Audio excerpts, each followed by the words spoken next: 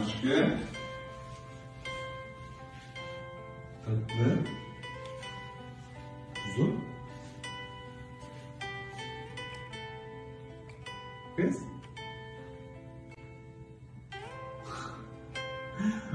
Allah'ım. Allah'ım sen ne kadar güzel olmuşsun Allah'ım. Sen ne kadar güzel olmuşsun Allah'ım. Allah'ım sen nasıl bir şey yaratmışsın Allah'ım. Allah'ım bu kızın güzelliğine Allah'ım. Böyle.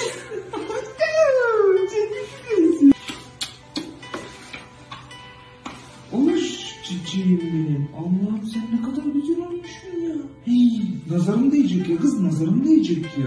Allah'ım yaradan Allah'ım. Hani sana ayrıyetten saatini hani ayırmış da özlene gözüne yaratmış. Bin kere maşallah ya Rabbi. Aldığım her dakika nefeste daha çok yaşatıyorsun ya beni kız. Sen nasıl bir şeysin kız? Kız sen nasıl bir şeysin? Oş. Allah'ım ben nasıl? Neyi hak et? Bu kadın ne hak edecek? Ne yaptım? Yaradan Allah'ım ben.